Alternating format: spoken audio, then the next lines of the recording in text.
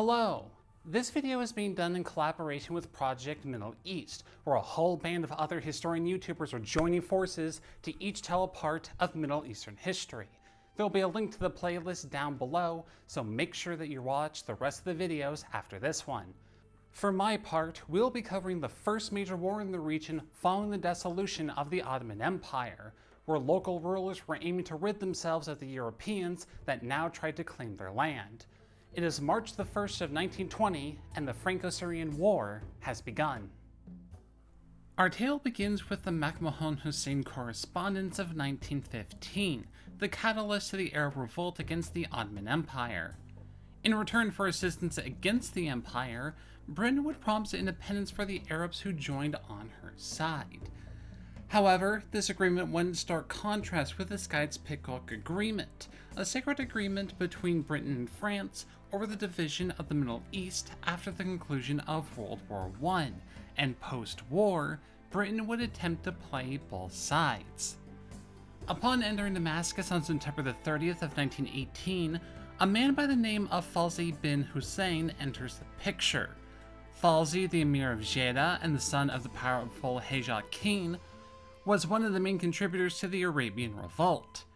He had the desire to rule a kingdom of his own, and allying himself with the Entente was the best chance to achieve his goal.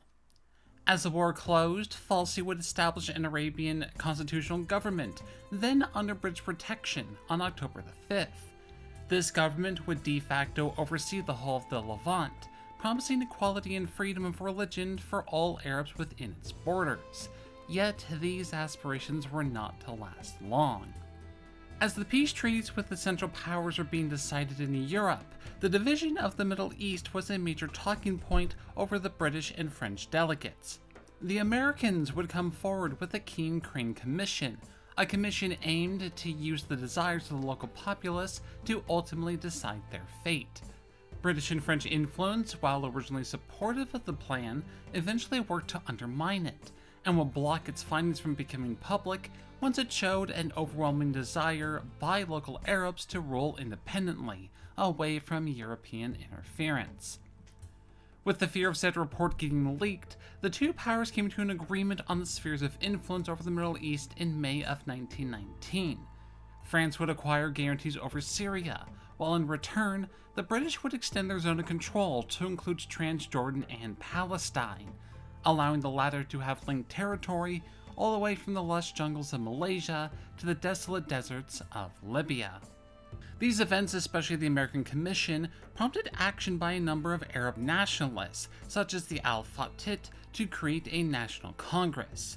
With minimal opposition, one would be declared on June the 3rd of 1919, electing Hassan al-Attasi as their president. July the 2nd would see the Syrian Congress, passing resolutions pertaining to the formation of Syria as a completely independent constitutional monarchy, with Falsi acting as king. They also act for assistance from the United States in the form of diplomacy, military training, and supplies, while calling for the refusal of French claims to be recognized. The hopes that either the British or Americans would come to Syria's aid quickly faded, following the conclusion of the Anglo-French agreement in August. British troops would leave the region and give all the influence they had over to the new French occupiers. French General Henry Gouraud was left to oversee Syria, but trouble was already brewing. The Alawite, a Shia minority sect, would rise up in revolt near Al-Sheikbed and Idlib, routing French forces that moved in to quell them. Further south, guerrilla groups funded by the powerful Al-Sari dynasty would engage French forces who had stationed themselves in Tyre, and in Aleppo itself, there was many powerful noble families that hoped to reunite with Turkey, and were sending men, money, and supplies to the Turkish armies along the border. Attempts by Falsi to secure support for recognition were ultimately failures. In July of 1920, he was forced into an agreement which stipulated that France would uphold the existence of a nominal Syrian state, and would not station troops in Syria as long as the French government were the only ones that were supplying advisors and military supplies. Most importantly in this agreement was that it gave French troops in the region full access to the vital railway that connected Aleppo and Rijak, the lifeline for French troops that were operating in Turkey. While he would agree to these terms, the more nationalist wing of the Congress forced Falzy to change tune. They viewed that any French oversight would lead to little more than a vassalship, and the refusal for French troops to leave the areas under attack already only further cemented this idea. More revolt against French rule would be sparked across the country, and troops that were once delegated to the Turkish campaign were now being used to secure the flanks. Guerrant took control of the rail line, and the Syrian delegates sent to him would be unable to work out a peace deal that satisfied both parties. These ongoing activities of violence prompted the Syrian Congress to declare full independence with Falcy as king, and the League of Nations would come together to draft the San Romano Resolution. The League resolution, even with some of the councils sympathetic to the Arab cause, would reaffirm the French mandate over Syria, and the French government, now with additional international backing, would issue an ultimatum to the Congress. In it, they demanded that the Syrian army was to lay down their arms, punish anyone that rose up against the French, give France unilateral control over the railway, and for the Congress to recognize the mandate.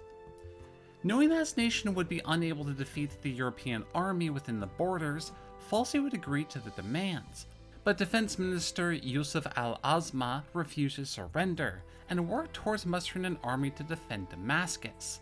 The war in Syria had begun. The Syrians had little in the way of an established army, and Falcy made a call of arms at the Umayyad Mosque, asking for volunteers to push out the invaders. Roughly 4,000 would join around Damascus, and while largely green, a host of former Ottoman officers gave this hastily raised militia some competent leadership. However, the supply situation was poor, with most rifles having either been left by the retreating Ottoman forces years ago, or what had managed to stay in the region from the Hejaz Sharifian army from the Arab Revolt. Regardless, it was a mixture of various weapon types, and ammo in general was rather scarce. Yet, the Syrians had the advantage in that other revolts were taking French attention, as the Alawites and the Hunnians in the north were wreaking havoc along the French lines, and there was a fear that the recent peace with Turkey wouldn't hold. Yet, there was still a large army marching towards Damascus, and his 4,000-strong militia was sent out in an effort to stave off the European army. The French, in turn, under Guerrant, would have 70,000 men at its disposal, 10,000 being dedicated towards the Damascus March, as thousands were still forced to stay and fight against the guerrilla groups in northern Syria. Most of these men would be a mixture of veteran North African and Senegalese troops who had taken part in the Mesopotamian campaign, or in the campaign against the Turks. Rather well supplied, they would have at hand a contingent of 12 tanks and 10 aircraft.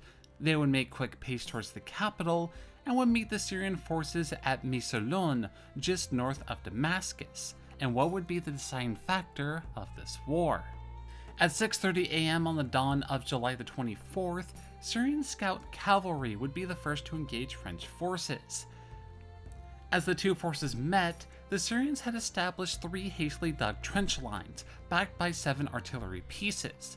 These pieces would be handled by former Ottoman troops, so the guns had trained crews, which would cause devastating effect. Infantry supported by tanks would assault the Syrian center, with French cavalry assaulting the Syrian left, and the Senegalese the Syrian right. Here, the Ottoman crude artillery would be vital in holding back the French tanks, as they lacked the mobility to properly engage. The batteries would also hold back the majority of the Senegalese troops, so much so that 2 companies would get separated from the rest of the French forces, and they would take massive casualties. Nevertheless, these successes wouldn't last for long, as by 8:30 the Syrian center had been broken, and by 10 the battle was effectively over. Al-Azma, the defense minister that had rallied the army, would himself be shot dead, though the circumstances of his death are in question. King Falzy, who had watched the battle from the distance, turned to his cabinet and fled south to Al-Kishwa to continue the fight, even though everyone present knew that the fight was ultimately futile. By the dawn of the following day, Damascus itself would fall to minimal resistance, and the French government would be proclaimed under Jamil al-Ushi. Falsi would flee south to Dar on the border, gaining the allegiance of the local tribes in the area. And while he would attempt to continue his rule via these new allies, an ultimatum from Garand would see Falsi move into Palestine, officially ending the Syrian kingdom and the Levant free of European rule. I would like to thank everybody that took part in this collaboration, and for also giving me the opportunity to be a part of it as well. Make sure that you check out the rest of the videos in the playlist, and I will catch you guys next time.